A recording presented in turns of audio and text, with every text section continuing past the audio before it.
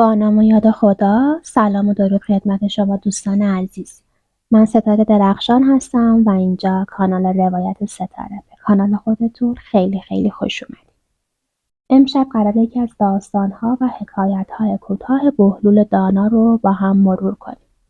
خوشحال میشم که با لایک ها و کامنت هاتون از من حمایت کنین و به هم انرژی بدین برای ادامه دادن این مسیر زیبا. و اینکه اگه آماده این همراه من باشین تا حکایت امشب رو با هم بشنویم.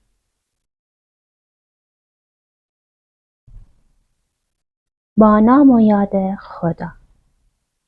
روزی روزگاری هارون الرشید خلیفه مقتدر عباسی به همراه همسرش زبیده خاتون و جمعی از درباریان برای تفرج به باغ‌های اطراف شهر رفتند.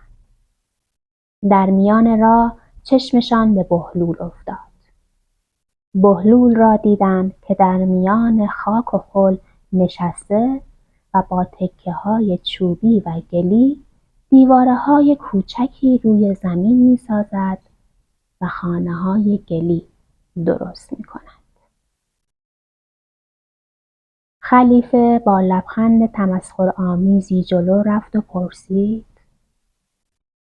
ای بهلول، در این گرما و میان این گرد و غبار چه می‌کنی؟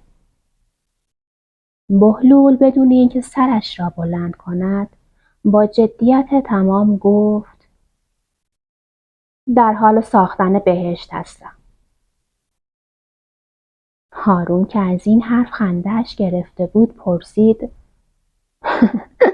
خب این بهشتی که میسازی را میفروشی؟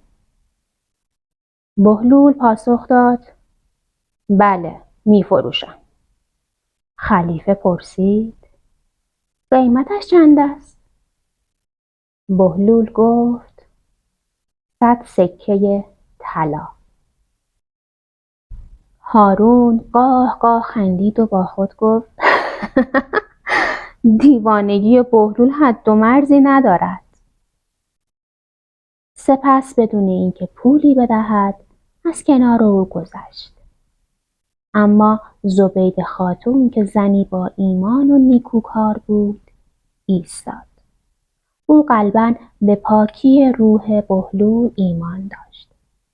زبیده جلو رفت و گفت: ای بهلول، من یکی از این خانه‌های بهشتی تو را می‌خرم. و سپس 100 سکه طلا به بهلول داد.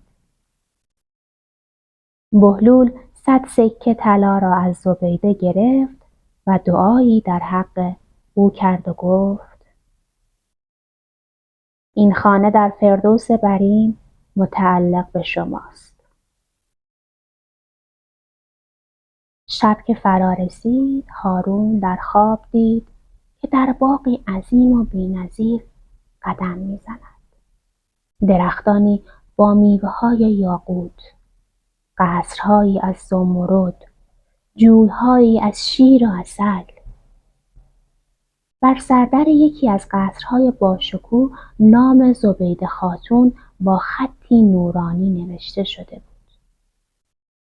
هارون وقتی خواست وارد قصر شود، نگهبان بهشت راه را بر او بست و گفت: اینجا جای تو نیست. این قصر فروخته شده است.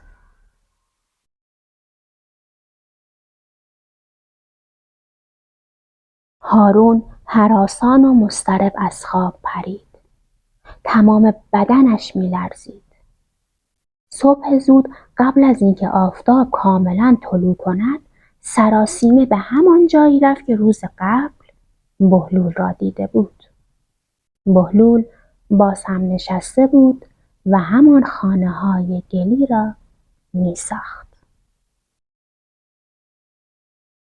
هارون با التماس جلو رفت و گفت: ای بهلول، من آمدم تا یکی از خانه‌هایت را بخرم.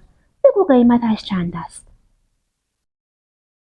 بهلول نگاهی به چشمان نگران خلیفه انداخت و گفت: قیمت امروز با دیروز فرق دارد. امروز قیمت هر خانه تمام ثروت توست. هارون شوکه شد و گفت تو دیروز از زبیده فقط 100 سکه گرفتی. چطور امروز تمام ملک و دارایی مرا میخواهی؟ بهلول باز لبخندی زد و گفت ای هارون، زبیده خاتون ندیده خرید و تو دیده میخواهی بخری. او به غیب ایمان داشت و تو به طمع خوابی که دیده ای آمده ای. میان این دو فرسنگ ها فاصله است. فرسنگ ها فاصله است. و اینگونه بود که خلیفه پشت درهای بهشت ماند. خب اینم از قصه امشبمون از بهلول دانا. امیدوارم براتون شیرین و آموزنده بوده باشه. اگه دوست داشتین لایک کنین، کامنت بذارین و کانال رو حتما سابسکرایب کنین تا قصه های بعدی رو از دست ندید. نظرتون رو هم برام زیر این ویدیو بنویسین چون خیلی دوست دارم برداشت شما رو از این داستان بدونم. مرسی که تا آخر همراه من بودین و خیلی دوستتون دارم. تا داستان بعدی در پناه خدا.